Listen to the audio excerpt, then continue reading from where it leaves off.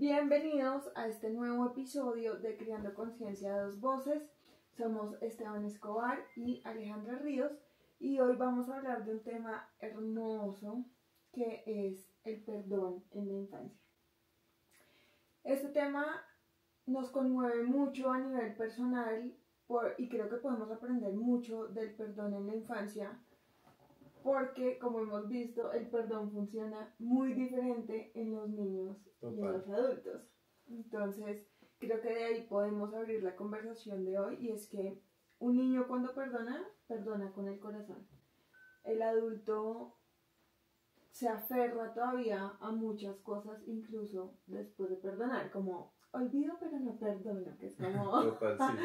Lo que dicen, ¿qué? Perdono pero no olvido. Sí, y pone la imagen del guasón. Exacto. Sí, súper. Y yo creo que si nosotros miramos cómo funciona el perdón en los niños, pues primero niños es muy rápido para perdonar. Creo que todos los que tenemos niños pequeños hemos visto que el niño está súper dispuesto a perdonar. Para Fran, por ejemplo, para mi hija es súper importante que uno le pida perdón, pero ahí mismo lo supera, se le olvida inmediatamente. Y como los niños también buscan estar todo el tiempo bien con uno como adulto, entonces ellos como que quieren superar la situación, pero desde el corazón de verdad, o sea, no como te pido perdón y ya. Y ahí hay otra cosa muy importante de la que tenemos que hablar y es por qué no debemos obligar a los niños a pedir perdón. Entonces, si quieres, cuéntanos un poco tú cómo ves el perdón entre niños desde el aula y desde el salón. Y luego pasamos a la siguiente parte, que es por qué no deberíamos obligar a los niños a pedir perdón. Pues o sea, en el aula, yo siempre he dicho que el aula es la vida en sí misma, ¿no? La gente cree que los niños van a un colegio o van a una comunidad de aprendizaje simplemente como porque tienen que hacerlo o como para prepararse para la vida, y realmente en esos lugares es donde pasa la vida, y los niños viven todo lo que un ser humano puede vivir, los viven en media hora, ¿no? Además que los niños las emociones las sienten 500 veces más que nosotros los adultos, entonces todo, o sea, es una locura ver cómo viven con tanta intensidad y con tanta fuerza las cosas que les pasan. Y es divino porque todo el tiempo están en una dinámica de conflicto, reconciliación, perdón, olvido, conflicto, reconciliación, perdón, olvido. Todo el tiempo están como en esa dinámica, porque, pues claro, dependiendo mucho de las edades y como el momento de desarrollo, pero en general es muy interesante ver cómo cualquier cosa puede disparar un conflicto. Como los niños solos, si tú los dejas que ellos logren resolver los conflictos, ¿no? Porque uno también tiene como la tendencia de ser el que resuelve el problema inmediatamente y salta a la situación, pero es muy lindo como educador ver cuando uno toma un rol de mediador, es decir, yo me pongo atrás y yo miro cómo ustedes lo solucionan, si tengo que intervenir, intervengo, pero principalmente me limito a guiar con preguntas, ¿no? Como, ¿cuál es tu punto de vista? ¿Qué pasó contigo? ¿Cómo podemos solucionarlo? ¿Qué se te ocurre? Y es muy lindo ver cómo los niños intrínsecamente logran solucionar sus conflictos de una manera muy única y muy auténtica, ¿cierto? No como adulto busca como qué provecho puedo sacar de esto, o la impunidad, entonces que haya justicia. No, los niños es muy desde lo natural, como solamente con un perdón ya está bien, y al instante es como borrón y cuenta nueva, o sea, ¡pum!, se borró y ya son mejores amigos otra vez y no volvieron a mencionar ese incidente. Y eso es muy curioso eso, porque los niños son tan rápidos para entrar en conflicto como lo son para salir de él. Total. Y acá es importante recordar que la corteza prefrontal, que es la que se encarga de nuestro control de impulsos, de nuestro pensamiento lógico, de todos esos procesamientos racionales, está supremamente inmadura. Acordémonos que se terminan de desarrollar hacia los 25 años, incluso hay estudios que dicen que es mucho más allá de los 25 años, o sea, de los 25 y 28 años. Entonces, cuando nosotros queremos ayudar a los niños a resolver conflictos, primero tenemos que entender que no es que el niño sea problemático, no es que el niño quiera crear conflicto, sino que tiene muchísimas menos herramientas que el resto de nosotros los humanos más adultos. Entonces, también creo que es justo no castigar a los niños por entrar en conflicto así de fácil, Pues porque lo que estamos hablando, los niños no tienen suficientes herramientas, están en un proceso de maduración cerebral, entonces tenemos que ser justos y también muy empáticos con las dificultades y los retos que tienen los niños para resolver su propio comportamiento. Yo creo que ahí es súper importante cuando hablamos de berrinches, cuando hablamos de que los niños se rapan cosas, cuando hablamos de todos estos comportamientos que uno dice, bueno, pero es que es tan fácil simplemente que tú pidas las cosas con tu voz, o es tan fácil simplemente que tú pidas permiso, o que pidas los juguetes prestados. Claro, para nosotros es súper fácil porque nosotros ya tenemos un montón de habilidades desarrolladas que los niños apenas están aprendiendo a manejar. Entonces, primero partir de ahí, y segundo, lo que tú decías es súper importante, y es que muchas veces uno tiende a resolver los conflictos de los niños. Y los niños, en efecto, necesitan una guía, sí necesitan un mediador, porque los niños, sobre todo en estas primeras etapas de la vida, no pueden aprender a resolver conflictos si uno no le da las herramientas para hacerlo. Pero lo que tú dices es demasiado importante, y es que uno no se puede convertir en la persona que resuelve los conflictos, porque si no, uno siempre va a ser la persona que resuelve los conflictos. Yo tenía, que creo que ya lo hablamos en el episodio anterior, yo tenía una prima que siempre, cada vez que los hijos peleaban, ella intervenía de una. Entonces me decía, pero ¿por qué será que siempre me toca a mí ir a resolver el conflicto? Pues porque es lo que siempre haces. Tus hijos no tienen las herramientas para hacerlo por sí mismos, porque tú no les estás dando las herramientas, sino que de una vez les estás resolviendo el panorama. Entonces ellos no tienen la necesidad de hacerlo. Saben que tú siempre vas a hacer ese trabajo. Entonces uno tiene que tomar distancia, uno tiene que aprender a leer la situación, siempre uno muy consciente de que uno es el adulto y que uno tiene que estar supervisando la situación para que no se escale, y cuando uno intervenga, que no sea desde vamos a resolverlo así, sino lo que tú dices, con preguntas, con opciones, pero que sean los niños al final los que adquieran las herramientas según lo que uno les proponga, para que ellos puedan seguir resolviendo a futuro, porque es que si no, uno siempre va a estar anclado a eso. Total, y es muy lindo también ver cómo ellos van haciéndolo solos, ¿no? Yo me acuerdo que en un colegio tenía a dos, era un niño y una niña que eran íntimos amigos, y como eran íntimos amigos vivían agarrados todo el día, ¿no? Entonces este par en educación física llegaban al salón rayados, entonces era muy chistoso porque uno se iba para un lado, el otro se iba para el otro con cara de regañado, entonces se iban así, ¿no? Y se miraban, se rayaban, muy chistoso. Peladitos tenían 6 años, entonces era guau. Y ellos vivían agarrándose, y claro, yo hacía eso, como mediar, tal, como todos estábamos como en un mood de mediadores, ellos también ya eran como bueno, otra vez nos peleamos, entonces venían a nosotros, como a los educadores, como de ayuda. Entonces, en ese rol de mediadores, le dimos a ellos estrategias, y me acuerdo de una que les dimos, y era que cada vez que se estaban poniendo como ya muy mamones entre ellos, que uno dijera estrellita, y el que dijera estrellita entendía que ya era momento de estar solos un rato, ¿no? Como, entonces si te estoy molestando mucho y tú ya estás mamada, tú dices estrellita, y entonces yo ya entiendo que es hora de esto, de que los dos tengamos un momento a solas. De que, o sea, tú te vayas por un camino y yo me vaya por el otro, nos tranquilizamos y después sigamos hablando. Y era divino porque entonces ellos se tomaron esa estrategia muy en serio, y todo el tiempo se escuchaba en el salón, estrellita, durísimo, ¿no? Gritaban estrellita todo el tiempo. Pero era guau porque, claro, al comienzo era caótico porque era gritos de estrellita en todos lados, pero después fueron ellos solitos, sin la palabra, sin tener que recurrir a la estrategia, identificando cuándo era hora de parar, ¿no? Y cuándo era momento como de dejar de molestarse, o era momento de que cada uno tomara un rumbo por separado, como para estar en otro ambiente. Qué bonito, porque siento que es muy parecido cómo funciona en el aula, dentro del salón de clases, y cómo funciona en la casa, pero siento que las estrategias son muy diferentes, ¿sí? Porque, digamos, hay una cosa que les pasa a ustedes como profesores, y es que ustedes tienen muchos niños. Claro, exacto. Entonces ustedes tienen que entregar herramientas sí o sí, porque ustedes no pueden estar abandonando a los otros 15 niños que tengan porque haya 2 que se peleen con frecuencia. Total. En la casa funciona un poco diferente, según lo que yo creo, porque es que los papás lo que hacemos es colapsar, ¿sí? Entonces es hasta que no puedan estar en paz, entonces no vuelven a tener este juguete. Si no pueden compartir, se los quito. Siento que es mucho más punitivo en la casa de lo que es en el colegio.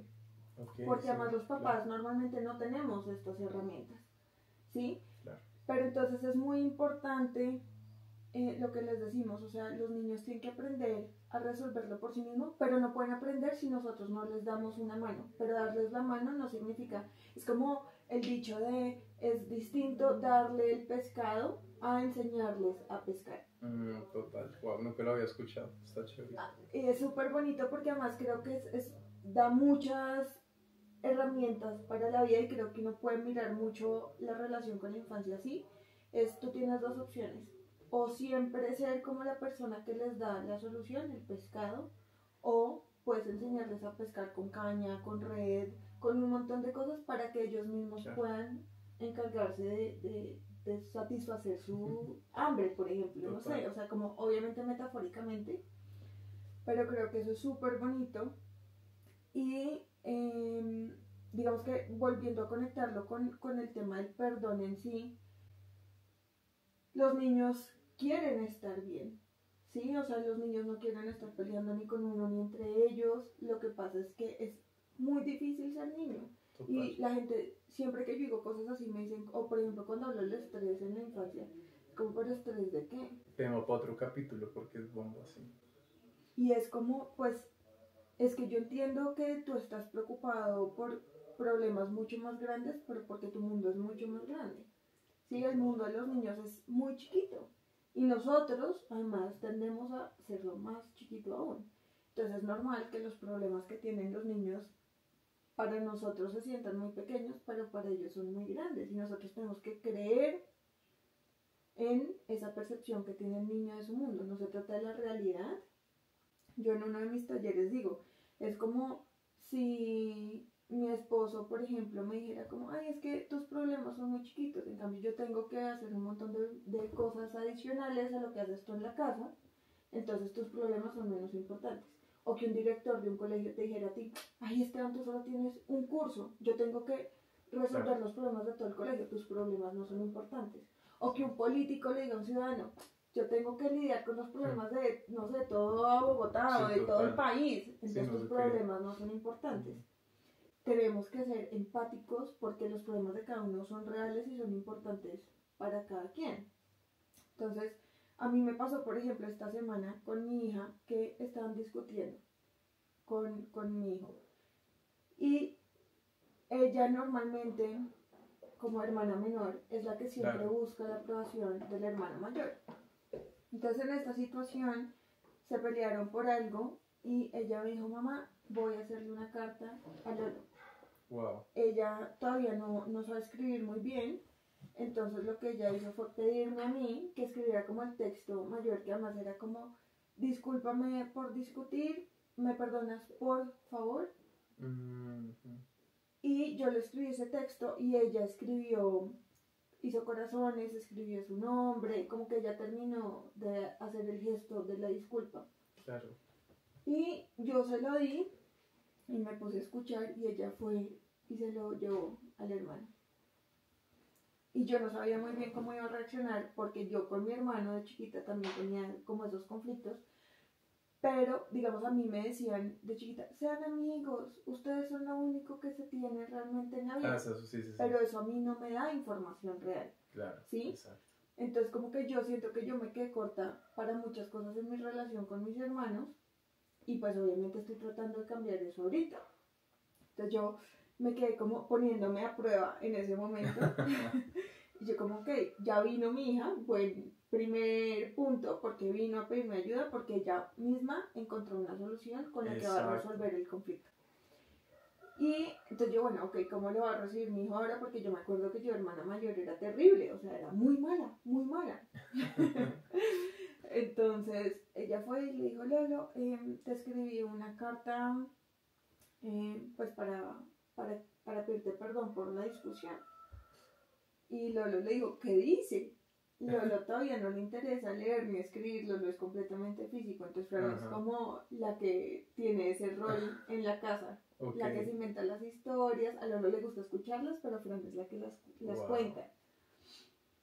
Y entonces Fran leyó la carta y Lolo ya como que cambió toda su posición, estaba muy, muy serio, muy agresivo. Sí. Y ahí fue como completamente conmovido y ya hicieron un avión con el papel y ya se pusieron a jugar y después vino Fran y me dijo, mamá, Lalo me disculpó por haber discutido y ya estamos jugando otra vez y yo, qué bueno.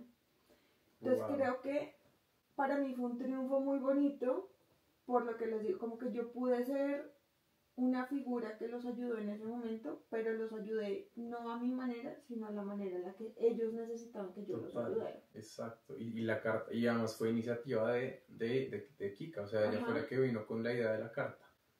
Y creo que muchas veces uno como adulto obliga ese perdón, ¿cierto? Claro. Entonces como que uno no le da tiempo. A mí me pasa con mi esposo, yo me peleo con Dani y es como, necesito tiempo. Sí. Y entonces yo, ¿por qué no le voy a dar esa misma oportunidad a mis hijos de pedir cosas que a ellos les funcionan simplemente porque yo quiero paz inmediata en mi casa? Pero ahí no estoy resolviendo realmente el conflicto, lo que estoy es censurándolo. Claro. ¿Sí? Entonces, creo que eso tenemos que tenerlo mucho en cuenta y es, así como los adultos, los niños vamos a pedir perdón y vamos a resolver el conflicto cuando estemos listos. Si yo obligo a Fran a pedirle perdón a Lorenzo, probablemente lo haga porque se siente presionada o porque la amenacé con algo, pero no significa que ese perdón sea honesto, no significa que ese conflicto esté siendo realmente resuelto, sino que están cediendo por presión, pero el malestar se mantiene, que ese es el problema. O sea, yo entiendo uno por qué papá o porque uno como educador dice como, ya, pídanse perdón y sigan jugando. Exacto, sí. Como Pero quiero eso en frenar. realidad no funciona, o sea, No. es como ponerle una curita a Exacto. una vena rota, o sea, es como, Sí. esto no funciona. Entonces creo que como papás, como educadores, como cuidadores tenemos que tener mucho cuidado en no forzar ese perdón, sino en ayudarlos a encontrar esas herramientas que a ellos les sirvan para pedir perdón. Y está bien, no tiene que ser inmediato, pero es que muchas veces los niños van a pedir perdón. Y eso pasa mucho en los colegios. Tú ahorita, si quieres, nos cuentas de eso. Van a la rectoría, los niños se pegaron, y entonces como se disculpan y todo queda en el pasado. Pucha, Y el agresor pide perdón y después es como, mira, o sea, te voy a joder 10 veces más. Claro. Porque además yo me metí en problemas, o sea, como que eso, y el niño va a pedir perdón, eso pasa, pero después ese comportamiento va a empeorar. Uy, total, y pasa mucho con casos de bullying, pasa mucho con casos de donde ya es constante el conflicto, ¿no? Y donde ya trasciende como el conflicto normal típico de los niños, haya un conflicto que ya hay que ponerle mucha atención, y es justamente como, y va muy de la mano con eso que tú decías ahorita, que nos pasa a todos, y es como frenar el comportamiento, ¿no? Como quiero modificar la conducta y frenar la conducta, y con que yo frene la conducta es victoria, ¿no? Entonces frene la conducta, listo, check. El niño le pidió perdón al otro en presencia mía y listo, ya, cumplí con mi trabajo. Y realmente no. O sea, realmente los procesos de reconciliación en casos de matoneo, en casos de bullying, son muy profundos y tienen que ir mucho más allá de simplemente el niño le pidió perdón al otro y ya está. Y son procesos empáticos, son procesos donde tanto el agresor como la víctima tienen que verse y encontrarse los dos desde un punto de vista muy humano y muy cercano y como muy empático. Y ahí es donde la empatía con los niños es muy importante, que ellos sepan que la empatía no es caminar en los zapatos del otro, porque es que mi talla y tu talla son dos tallas muy diferentes, ¿no? O sea, tus zapatos no caben en mis pies porque tus experiencias de vida son muy diferentes a mis experiencias de vida. Y cuando le enseñamos a los niños que la empatía es caminar en los zapatos del otro, ellos van a sentirse forzados justamente como a meter su pie en un zapato que no les queda. En cambio, si les enseñamos que la empatía es caminar con el otro, pues van a entender que, ok, voy a tratar de caminar a tu lado, ver lo que tú ves y como un poco meterme en tu contexto y en tu entorno para entenderte. Y cuando nosotros le decimos a los niños que el perdón es simplemente un proceso para satisfacer al adulto y no un proceso que conlleva empatía, que conlleva caminar con el otro, Kika a lo mejor en ese momento cuando le entregó la carta a Lorenzo se puso a pensar como cómo se está sintiendo él, ¿no? Cómo se está sintiendo él y cómo nos estamos sintiendo los dos y yo qué puedo hacer como para arreglar esta situación para que nos sintamos mejor. Entonces, claro, en los colegios pasa mucho que nos quedamos ahí como a enfrenar la conducta y que el niño pida perdón y realmente profundamente están pasando cosas muy densas y ahí no hay reconciliación, no hay empatía y no hay un trabajo verdadero como de reconciliación y de perdón profundo.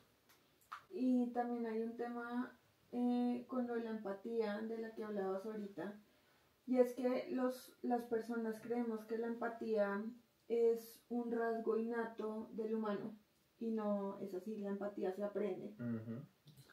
Entonces, nosotros diciéndole como los podemos ayudar, como mírale la carita, está llorando, ¿tú cómo crees que se siente? Esa es una parte, digamos. Pero es que muchas familias me dicen, "Oh, es que yo hago eso y no me funciona". Pues claro, porque es que de ahí hacia atrás el trabajo no se está haciendo, Claro. ¿sí? Entonces yo no puedo pedirle a una persona que aprenda empatía. Sí, se aprende por modelamiento y yo no modelo esa empatía. Entonces, por ejemplo, ¿cómo no modela una empatía?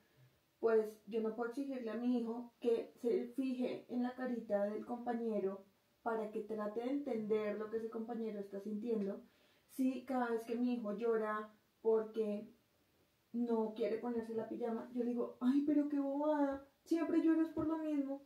Exactamente. Y nosotros los papás caemos mucho en ese error, y es que nosotros le pedimos a nuestros hijos que sean muchas cosas que nosotros no somos con ellos. Entonces acuérdense de eso, la empatía no es un rasgo con el que nosotros nacemos, es un rasgo que se aprende, y los niños aprenden de ver a los papás practicar y modelar la empatía, o a sus adultos responsables. Pero no podemos pedirle al niño que haga su parte si nosotros hacia atrás no hemos hecho la nuestra.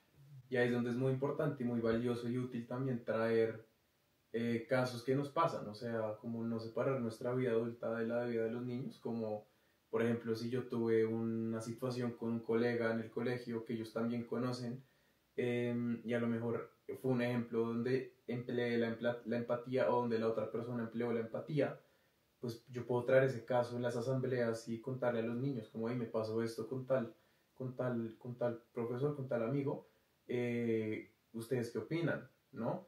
Y siento que en el hogar, mejor dicho, o sea, todos los días en esa vida en comunidad pasan muchas cosas que sirven de ejemplo para ellos, de cómo podemos solucionar conflictos y de cómo podemos ser empáticos, ¿no? Sí, por ejemplo, lo que les decía ahorita, para mi hija, cuando tenemos conflictos, para ella es muy importante, así sea por cosas muy pequeñas, que a mí a veces me da rabia. Es como, ¿por qué te tengo que pedir perdón por esto? O sea, me muero de la ira. Sobre todo que a ella le pasa una cosa que es como, por ejemplo, no sé, está haciendo algo que no debería hacer y yo le digo que no lo haga. Ella se siente mal y me pide a mí que yo le pida perdón. Y eso a mí me reta mucho.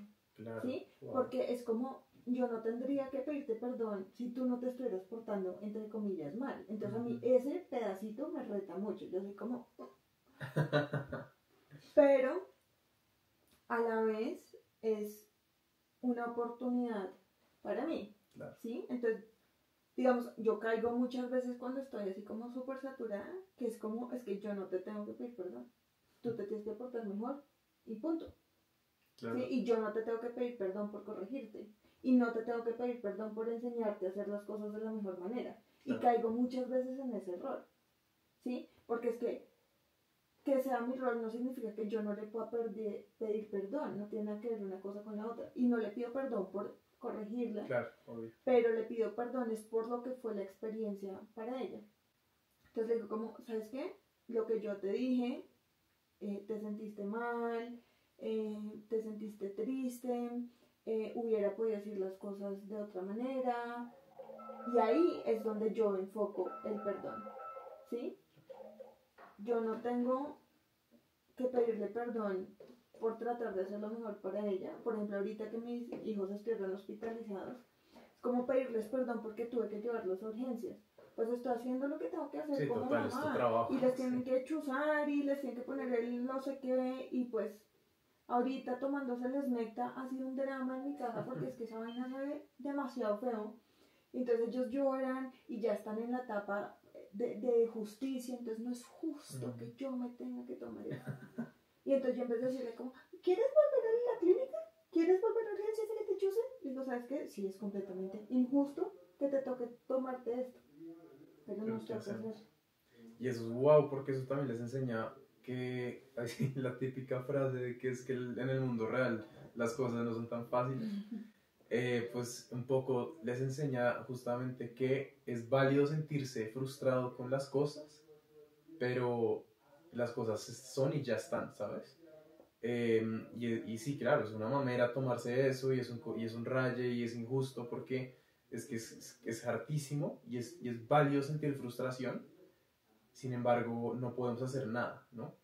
Y es muy lindo como los niños también pueden aprender que la experiencia humana está llena de situaciones así y de momentos donde no podemos hacer nada, pero es válido como sentirnos frustrados, ¿no? Y como validar nuestra emoción, porque no está mal sentirse frustrado, pero pues no podemos hacer nada para cambiarlo, ¿no? Sí, y creo que eso nos da muchas pistas también sobre comportamientos nuestros que están desde el ego, como Claro. lo que les decía ahorita, me muero de la ira cuando ella se porta mal y ella me pide a mí que yo le pida perdón. Me muero de la ira, a mi esposo también es como, porque además él creció mucho con esa figura de los papás somos la autoridad. Punto. Ajá, ¿Sí? sí. Y él ha hecho un trabajo increíble, pero de todas formas son cosas que nos retan mucho, sobre todo cuando una niña de 4 años te mira a los ojos y te dice, pídeme perdón. Sí, total. Y uno Es como tú quién eres. toca respirar profundo, pero creo que los papás muchas veces caemos en ese error de no ver al niño por lo que él está viviendo en ese momento. Y como les digo, uno puede pedirle perdón sin tener que retractarse de las cosas que uno sabe que uno tiene que hacer. ¿Sí? Claro. Entonces, pues en la clínica fue como, mi gordo, qué pena contigo, o sea, me da mucho pesar que tengas que vivir por esto, sé que tienes miedo, sé que estás asustado, sé que estás dolorido, sé que te sientes mal, aquí estoy acompañándote, no le pido perdón por llevarlo a la clínica, No, pero como que trato de pedirle perdones en lo que ha sido la experiencia para él. sí, y acompañarlo como desde ahí, exacto, es más como una validación, sí, más sí. que una retractación, y creo que los adultos somos muy egoístas y muy obsesionados con el control en ese sentido. O sea, jamás en la vida, yo creo que diferente a mi papá, un adulto se ha disculpado conmigo en ninguna situación. Claro. Y también es muy bonito uno aprender a pedir perdón como adulto, porque es simplemente parte como de una consideración hacia el otro, de Total. entender que otra vez que los errores no nos hacen malos, que los errores son oportunidades de aprendizaje, que desde el error el niño aprende muchísimo, por lo que decíamos antes, cuando un adulto nunca le pide perdón al niño, el niño piensa como, o el adulto empieza a crearse bajo esta figura de el adulto siempre está bien, el adulto nunca se equivoca, y después es un niño que tiene que crecer cumpliendo esas expectativas. Total. Yo siempre estoy bien, yo nunca me equivoco, yo nunca hago nada malo. No tengo derecho a sentirme mal, sí. Entonces, creo que es una forma en la que podemos entender el perdón también como para seguir cultivándonos nosotros como mejores personas, perderle el miedo a las cosas difíciles. A mí me cuesta, por ejemplo, mucho trabajo el sentimiento de la frustración o de fracaso, me retan muchísimo y de hecho mido todavía mi valor en que no me equivoque, en que no fracase, en que todos mis proyectos sean exitosos. Total. Y de pronto, si mi infancia hubiera tenido un poco más de ese perdón y un poco más de ese reconocimiento de los errores en los adultos, no me daría tan duro. Porque es que yo creí pensando que el sol salía de estos adultos con los que yo convivía, que eran adultos perfectos. Claro. Wow, y eso quedó en tu ADN, ¿no? Exacto, o sea, es como tengo que ser un adulto perfecto. Yo también. Y no puedo llenar esos zapatos, o sea, me quedo grande. Sí. Y ahorita estoy haciendo es como el proceso de reconciliación con mi propio proceso. No importa si tuve que cerrar un emprendimiento porque no fue exitoso como esperábamos.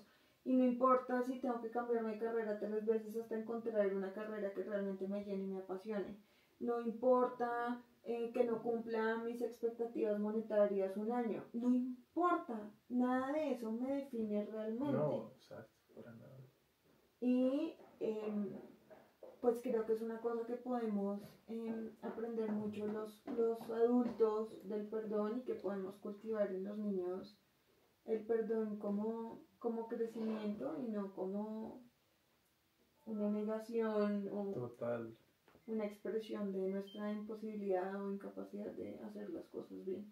100%, y ahí como siempre, y como ya para ir cerrando este capítulo, es la invitación de aprender de los niños, y yo creo que una de las cosas de las que más podemos aprender de ellos es justamente en estos procesos de perdón y en estos procesos de validación, como donde ellos buscan también nuestra validación y realmente tenemos es que enseñarles a que ellos validen lo que está pasando en sus vidas y validen sus procesos, ¿no? Para que justamente no sean adultos que creen que tienen que ser perfectos, que entiendan que el éxito de un proyecto realmente está como en el esfuerzo que le meten y en todo lo que hacen para hacerlo salir adelante independientemente del resultado, ¿no? De que sea un proyecto exitoso o no sea exitoso, no importa, sino lo importante fue ese esfuerzo que yo puse, que eso es al final lo que queda. Y los niños, digamos que son unos cracks para enseñarnos con su sutileza y con su espontaneidad, entonces aprendamos mucho de ellos y aprendamos a perdonar, como de verdad sanemos esa parte de nosotros, aprendamos a pedir perdón y aprendamos a dejarnos perdonar también. Es que un niño, o sea, ustedes se imaginan que los niños fueran como nosotros, que nosotros les decimos, bueno, un niño te perdona y no te lo vuelve a echar en cara nunca más. No. En cambio nosotros los perdonamos y 2 minutos después estamos, es que tú siempre... Sí, total, lo usamos y lo guardamos como chantaje. Sí, total. Somos súper rencorosos, entonces... Y como crecemos en esta cultura, como decía el Papa Francisco, que en paz descanse, como en esta cultura del descarte, ¿no? En donde te uso hasta que me sirvas y cuando ya no me sirves te descarto.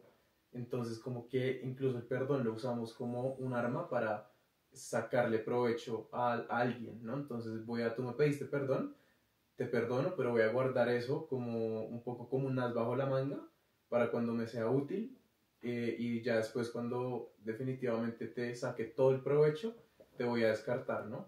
Entonces, de verdad, si sentimos que eso nos pasa, como caigamos en cuenta de eso, pongámosle un alfiler gigante y trabajémoslo, como de verdad el perdón es un proceso completamente que tiene que ser puro y que no pueden hacer, digamos, como un chantaje.